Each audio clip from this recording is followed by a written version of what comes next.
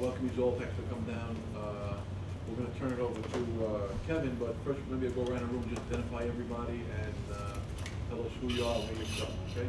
Joe Esposito, Commissioner here at Emergency Management. Robert Wilson, working with New York City Emergency Management, legal. Jeff Liu, New York City Emergency Management, legal. Sanjay Orjas, Director of Legal Affairs, New York City Emergency Management. Shoshana Cooper, New York City Transit.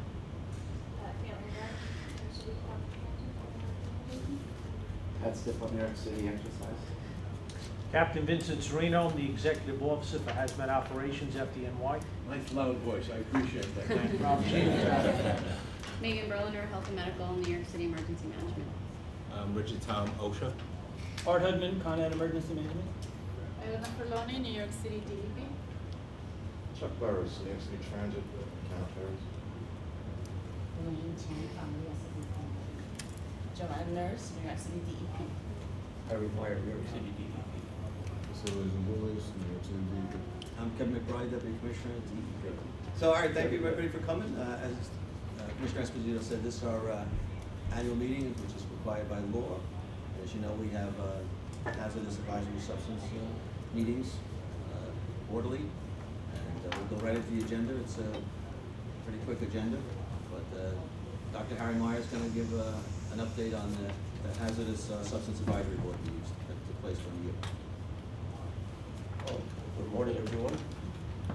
Actually, we decided to consolidate both meetings together, so the Hazardous Substance Advisory Board has been rolled into the LEPC for today. Basically, just to recap what has happened year over year since we're now ending our fiscal year. Year over year, July of 15 to present, or May, basically, through May of 15, compared to the year before, basically July of 14 to May, or May of 15, we actually had an increase in emergency response numbers of about 11.4%, or 358 in total. Actually, the increase in response is uniform across the board on the categories that we address. We address several categories to include abandoned chemicals, chemical odors, chemical fires, chemical spills, explosive WMDs, petroleum spills, PCBs, transformer releases, carbon monoxide indoor air, special investigations, which luckily we've had zero, asbestos, which is actually another part of our department, the asbestos response team, as well as building collapses, which is a new category, unfortunately, that we've incorporated. So year over year, 11.4%. Across the board, changes uniformly. Basically, nothing out of the ordinary, just the public has a heightened awareness, and that's why we're receiving more notifications on their part in responding more. Since the last meeting that took place was towards the end of last year, we've actually have engaged successfully with our other agency partners in 10 details, or response details, to include, of course, New Year's Eve, St. Patrick's Day, which was on March 17th, the United Airlines Half Marathon on March 20th, the Yankee Opener on April 4th, the Mets Opener on April 8th, the 9/11 Memorial Walk on April 24th. We actually had a mini UNGA, or basically the United Nations Climate Treaty signing, which took place on the April 21st and 22nd. We did the 5-borough bike tour on May 1st. We did a Brooklyn Half Marathon on May 21st.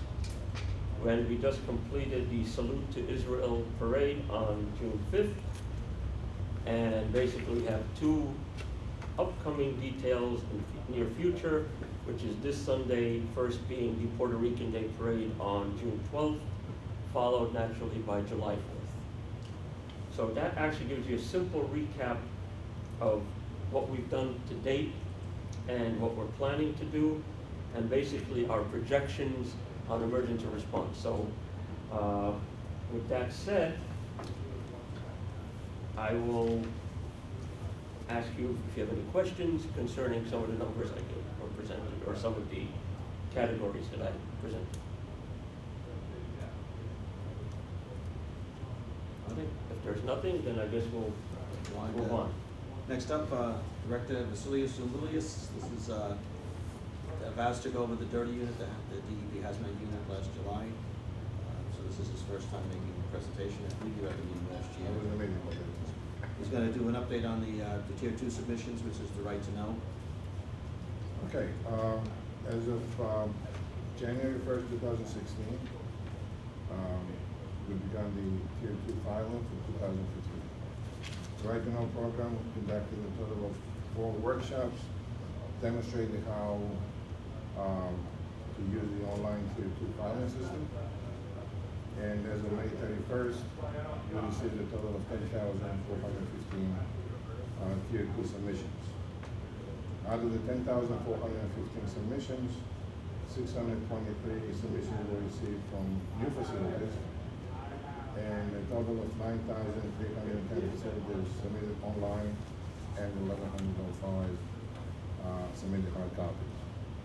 The MTA bus and New York City Transit joined our bulk load process.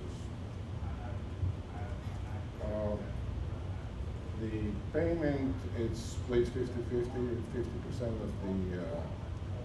of our customers would say they submit payment online, and the other 50 they pay by check. And it seems like everybody is moving towards the online payment. It's easier. Risk management plan. The RTK program has 343 risk management plans on file. As of May 2016, we got an additional 17 facilities that required to submit an RFP. In terms of inspections, the RTK inspection unit performed a total of 8,151 inspections during the fiscal year 2016. Special events under the Right to Know program. The New York City Small Business Services Division of Business Acceleration requested and received presentations as training class from us on about the Tier 2 filing system. And that took place on March 21st of 2016. And in the presentation, the information disseminated to them, it was background on the New York City Community Right to Know laws and regulations, the Tier 2 filing process, Right to Know inspection procedure. Subsequent to that presentation, they requested if they could shadow on our inspectors, and on May 3rd, they went out on a real inspection to observe how it's conducted. And this is basically in summary what happened on the Right to Know program in 2015. Any questions, right to know? It's a lot of numbers. Sure. Okay, I think, Elena, we're up next. Project update for the ECRM2 project. Yes. I was actually asked to give a brief background of the project. So if you already know this, just bear with me. I'll try not to take too long. It's called ECRM2, the Effective Chemical Risk Management Project for the Region 2, New York and New Jersey. It's a multi-agency program involving federal, state, and local entities. So it's chaired by the Department of Homeland Security, the EPA, and OSHA, but it also involves TSA, DOT, FEMA, and New Jersey, DEC, New York State, DEC, and OEM, and us. We are a subcommittee of the Region 2 response team, regional response team. And it was established about 3 years ago in response to the Executive Order 13650 by Obama entitled Improving Chemical Facility Safety and Security. And it was basically, that's what it was meant to do, to enhance the safety and security of the chemicals and reduce the risk associated with facilities that have chemicals and reduce the risk to workers, communities, and first responders. The order was enacted after the fire and explosion at the fertilizer plant in West Texas in April of 2013, where 15 people lost their life and 12 of them were first responders, and there was considerable devastation and destruction, in part because of lack of communication and collaboration between agencies. An investigation that took place after the incident underscores some systemic weaknesses in the nation's chemical risk management structure.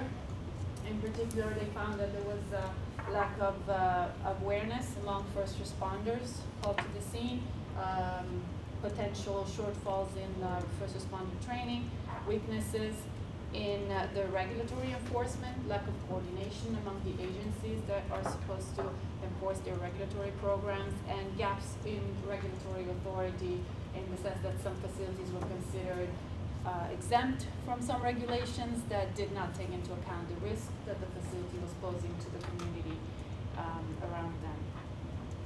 So because of that, the executive order established a work group, and within this work group, there was a sub-pilot program, which is the ECRM2, which is us, which focuses on increasing the communication and collaboration amongst federal agencies, like I said, and try to find new methods of collaboration and new best practices, find ways to obtain and collect and store information regarding facilities and share them appropriately, and potentially also introduce joint inspections of facilities. So 3 of the objectives of the strategies to get about achieving these goals were developing an understanding of the jurisdiction amongst agencies, but also a way to find how each agency ranks their risk and in terms of chemical risk. The second objective was to develop a plan to improve the operational coordination among the agencies, and the third was to determine what were the challenges, possible solutions, and the value added by having joint inspections. So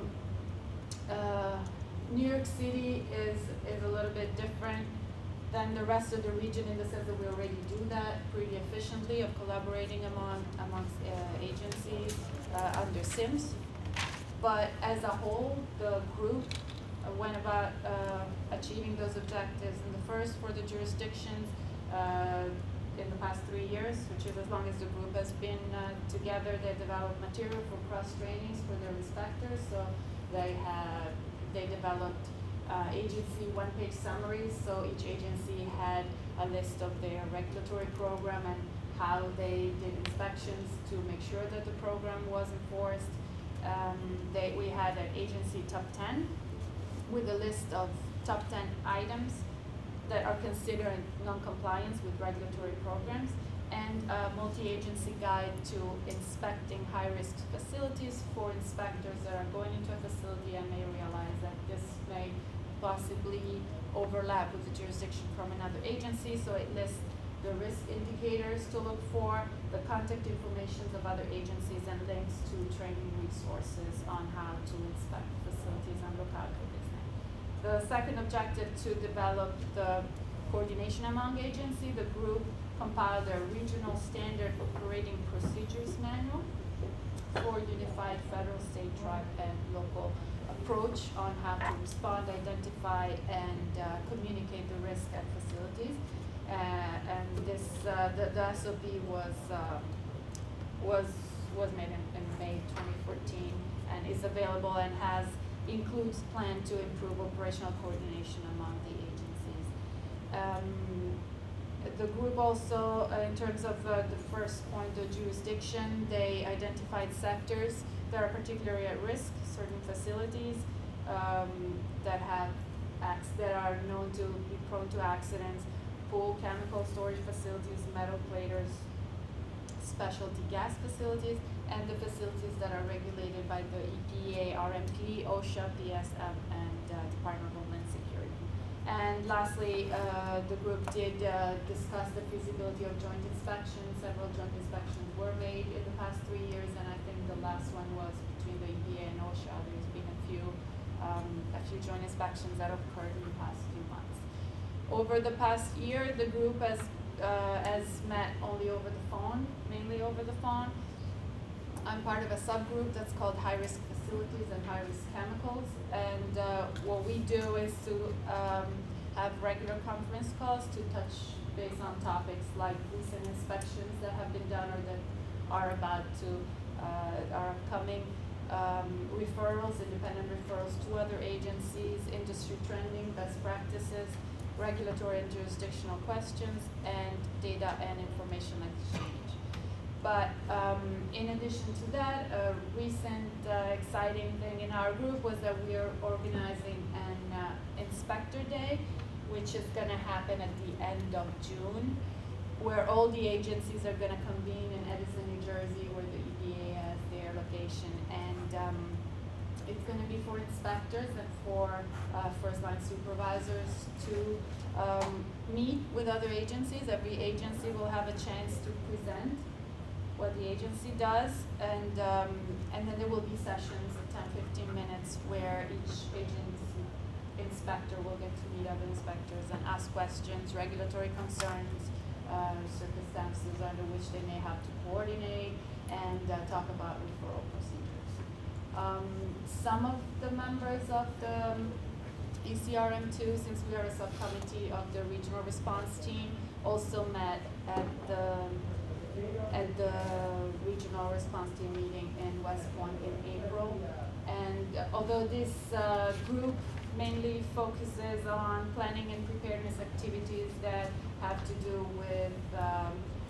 with incidents that of proportions that we don't luckily see in New York City, they did talk about some recent response actions like the crane collapse at Brightworth Street, the Bronx River spill in the Westchester Bronx area, and the response to the Ebola outbreak. The EPA put together a standard operating procedure for the decontamination and the waste disposal in case an Ebola outbreak happens again. And there's going to be another meeting, because this is a biannual meeting for the regional response team, where ECRM2 will be present, and it will be in October also in Edison. If you know, you said this came about as a result of the chemical fire in Texas, I believe, right? Correct. And 12 first responders lost their lives? It was actually, could have been so much worse, but it wasn't, because there were 3 schools, like within 100 feet of the facility, and 1 elderly care facility. This is part of why they realized, okay, the community hasn't done a good job realizing what risk it is to put so many sensitive places around the fertilizer plant, but it was 8 p.m., so the schools were closed. And the community was aware of the risk because the elderly care manager had started evacuation before even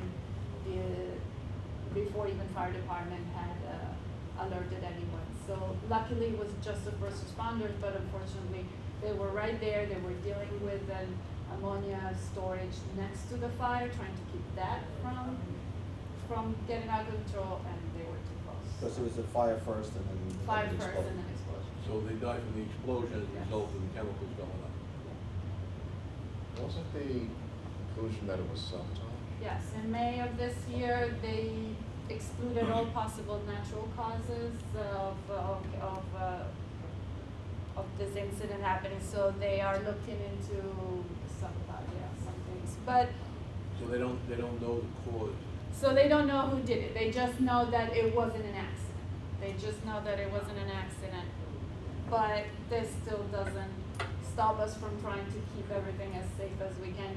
They had like 270 tons of ammonium nitrate stored in that location, and the federal government didn't know about it. The local authorities knew, but they had escaped regulations for a while. And just, we're just talking, New York City does not have any places that have that kind of storage. Exactly. That's why as we are part of this program, but most of the time just a silent observer and not necessarily have an active role, because our facilities are mainly small. The amount of chemicals stored is below the threshold that the federal government would consider a risk.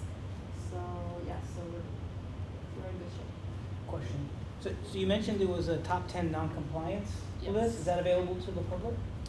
I don't see why wouldn't. Okay. Yeah. Just give me my email afterwards. Okay, sure. You mentioned, I think, that DHS was also in the loop on this. Yes, they're the co-chair. The Office of Both. Infrastructure Protection, part of them, the Chemical Facility Anti-Terrorism Standard, I was just wondering, that's how they, the role that they're playing in this. There's a, DHS regulation called the Chemical Facility Anti-Terrorism Standard that they have particular chemicals of interest on this really long list. I was just wondering if they were looking at which facilities in the city of New York had any of these potential precursors to bad news things. They may very well be, yeah, they may have not shared that information.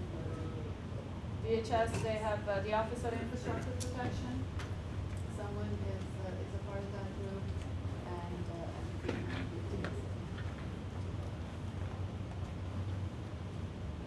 But Calvin, it just, as far as the right to know program, there's that whole list of chemicals and that people have to report to us through the right to know program, and then there's certain thresholds, and if they meet the threshold, they would have to do a risk management plan.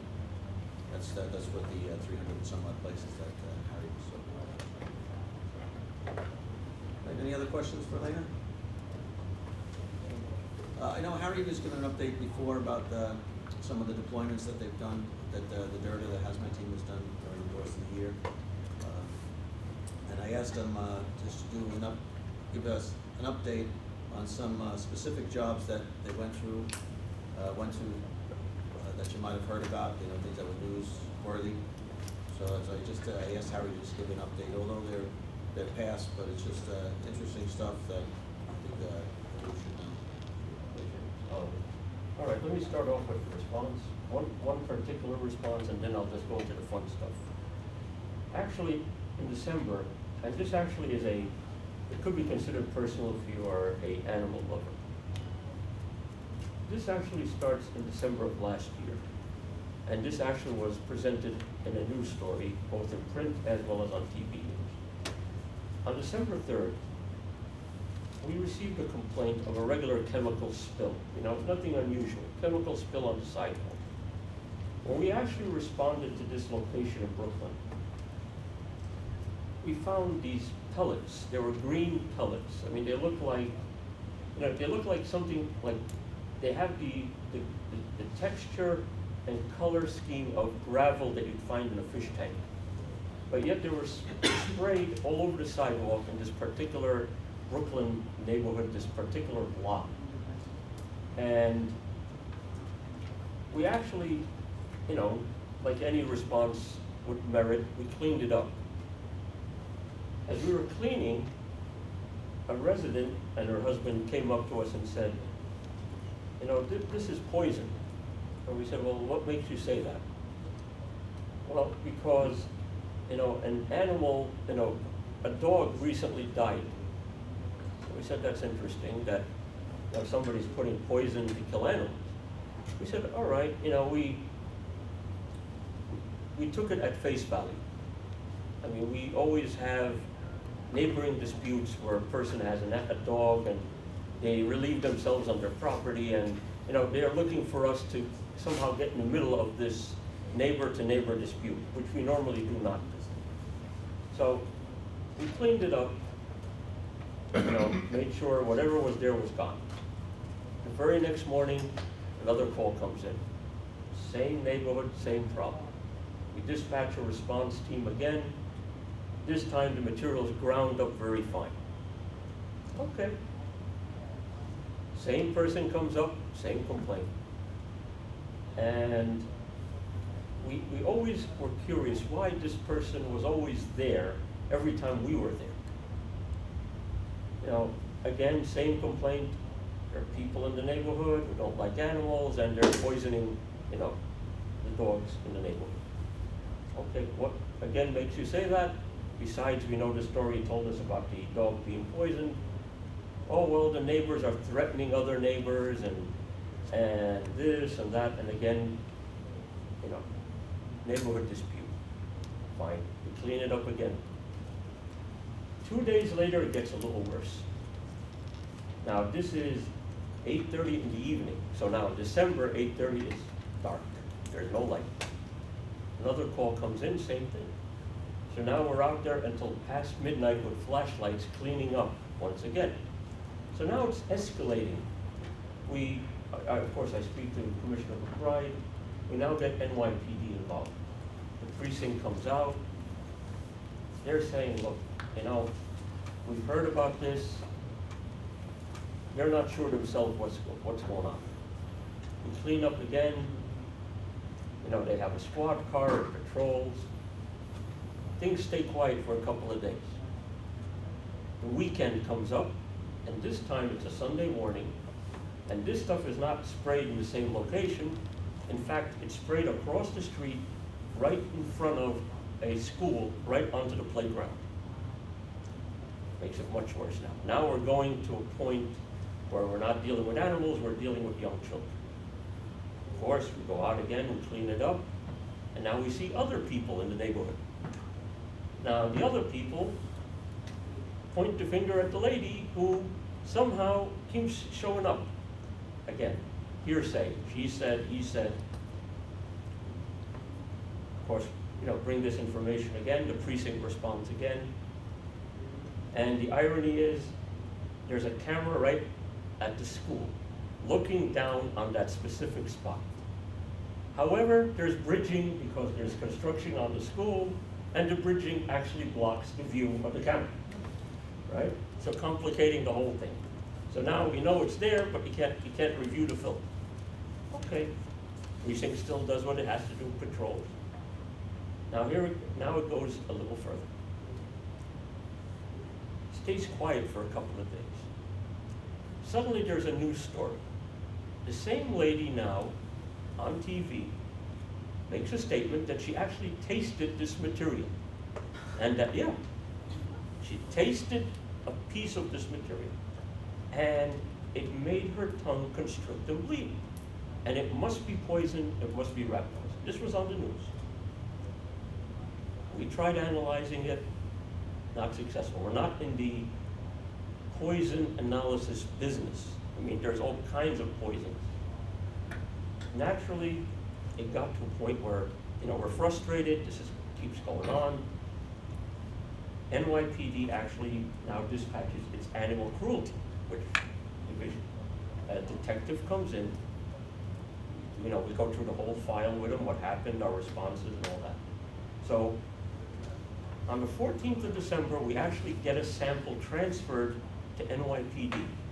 Now, NYPD takes this sample, and I believe they brought it to either poison control or to some other toxicological veterinary laboratory. Of course, it takes a while to get the analysis. A couple of days later, there's a radio story. Same thing. Same story, same lady. But no more powder. Someone must have seen what was going on, quieted down. A couple of days after that, in a different neighborhood, someone sprays white powder, same scenario. This time, it turns out to be mothballs. That's easy. For us to ID naphthalene, it's no problem. We find that the neighbor now implicates the other neighbor and says it was this guy who did it. We reach out to this neighbor and say to him, what are you doing? Oh no, there are dogs and all that. We made it very clear. You cleaned this up, but we made them clean it up. NYPD was involved, took the information, suddenly this guy disappears. So somehow a copycat scenario comes up, which was what we were afraid of. Because you get one who likes the publicity, who knows what's next. So this quiets down towards the end of December, luckily. Several weeks come to pass. And finally, NYPD, the detective from the animal cruelty, gets back to me and confirms it was actually high-grade, concentrated rat poison. We go back afterwards, go back to the location, just to survey out of our own curiosity, is there a problem anymore? No more. It's now been over 5.5 months. problem disappeared just as quickly as it showed up. We don't know whatever happened with the investigation. NYPD may still be ongoing. But it's a unique response. Unlike the normal carbon monoxide, gas fire, oil spill, even the WMDs. This was unique because it's very obvious this was an intentional thing. And no matter what you did, it kept repeating. So we do get these unique, weird responses. And I just wanted to bring it to your attention because I know everyone who talks about hazmat response is used to seeing the tanker truck leak or the fire and the transformer blow up. But people don't think about something as simple as rat poison they could buy from Home Depot for $5 or $6 that could not only hurt or kill animals, but in this case, could have hurt or killed young children if they would have played with this stuff that following Monday. So you see, hazmat is somewhat of a bigger term than what all of us are here, discussing besides, ammonium nitrate plants or whatever. It could be as simple as this that will create a very dangerous condition. So I just wanted to bring that little response because it is noteworthy, something different and unique, and it did have a significant impact on the public. So now with the not so nice discussed, I'll go into some of the fun stuff. So now some fun stuff, right? Everybody wants to have some fun stuff with responses and details. So I'm going to go to a couple of these. I know our partners in FD. I know the chief commanding officer there. I always see him there. But I'm going to talk about a couple of things that you may remember, you may not. But one of them, actually, credit is due where credit is due, and that's actually the July 10th Canyon of Heroes parade for the Women's USA National Team. I don't remember if any of you could remember this, but there was actually a ticker tape parade for the team because on July 5th of last year, they defeated Japan, and in fact, the USA women's team was the first in history to actually claim 3 titles of the World Cup. So we actually participated in a ticker tape parade, which was duly recognized for such an effort. Since no other team in the world has done it, I think that was a fun thing to say. I mean, compared to what we normally deal with, this is something nice. Actually, we even had something even nicer. As everyone recollects, last year we were honored to have His Holiness Pope Francis visit New York City on basically 2.5 days. It actually was part of the UN General Assembly schedule. We actually had a unique year. We normally have our General Assembly sometime, towards the middle or end of September, and, it's routine. Delegates come in, the delegates go out, the high-profile heads of state show up, we close the streets, there's gridlock, everybody complains, it's the normal stuff. However, in this case, we are honored to have His Holiness address the General Assembly and to tour New York City. I mean, I'm sure, and I'm not speaking on everyone's behalf, but I'm sure everyone will agree, it was one of the most intense, personnel, complex assignments that we all had to deal with. His Holiness actually visited 8 different venues when he was here in New York. And there were simultaneous visits, which required personnel to be dispatched before his arrival, anticipating his arrival, following his transport, and I mean, fatiguing, yes, it was definitely a fatiguing detail. He actually not only visited St. Patrick's, he went to St. Patrick's, he went and gave a mass at Central Park. He visited a school in East Harlem. He visited the United Nations and addressed it. He went to the World Trade Center Memorial. And of course, the most important and the highest was the mass held at Madison Square Garden. I mean, I'm looking at a schedule here, and just to give you an idea how complex this could be, on the 25th, which was one of the roughest days we've ever had to deal with,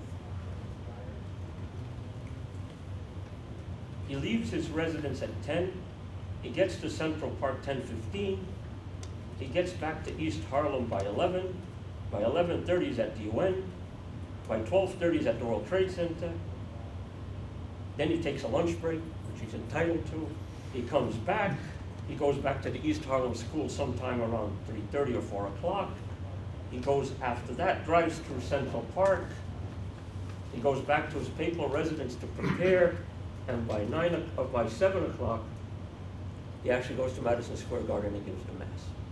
So you could see that his itinerary was very detailed. And all of us participated, all of us who were doing sorry,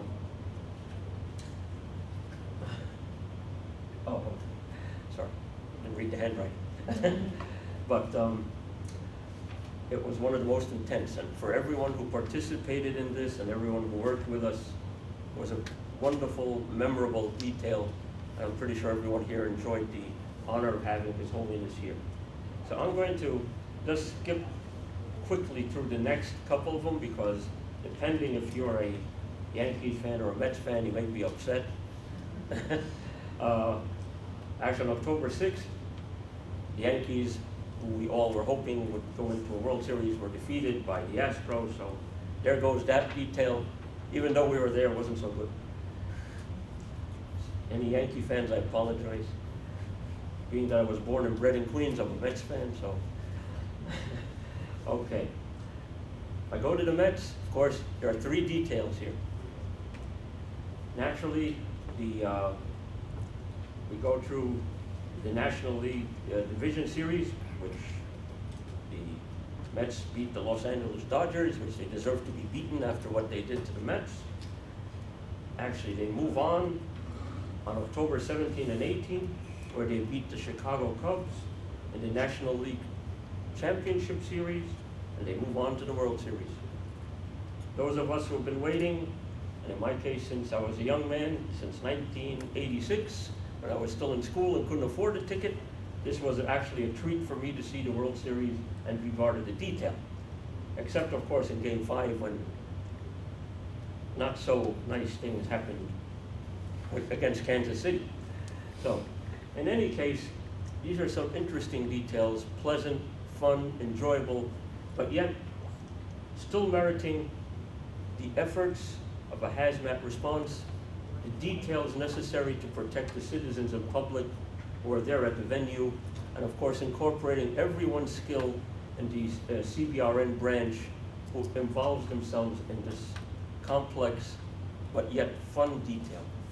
So, you get some difficult ones and you get some that are enjoyable. So I thought I'd give you a couple of enjoyable ones. So with that, just a couple of memorables, and I'll hand it over to Commissioner. Thank you, Harry. It's good info. Kevin, did you have a presentation? Kevin Just Block, I wanted to amplify what Elena was speaking about regarding ECM R2 program. Just the context and the coordination element that we bring into it and why we were participating in the first place. We've been participating with the regional response team. The EPA Coast Guard has a biennial meeting for a long time that we've been engaged with. And when the West Texas fertilizer incident occurred and the presidential directive that came following that, when that occurred, the regional response team was engaged already in what it normally did, but they took the opportunity of that coordination to help facilitate a short-term solution to the problem and to addressing the presidential directive. So that program, that pilot project, and the results that it's had over the last 3 years in terms of the inspections and increasing training for the fire department, the coordination between the city agencies with the regional response agencies is all something that we continue to participate in, and it's a product that touches into the LEPC context But it's something that is continuing to add value to all of our participation and the responses that we do.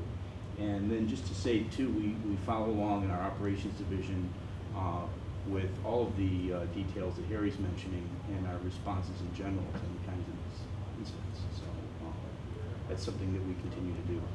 Okay, thank you, Kevin. Yeah. That concludes the meeting. So, Harry, do you have the date for the next Hazardous Substance Advisory Board meeting? Do you have the date scheduled? I don't have the calendar. We'll have to email it to you. Okay. Does anybody have any questions, comments before we conclude the meeting? Okay, well, I thank everybody for coming. I hope you got some good info out of it.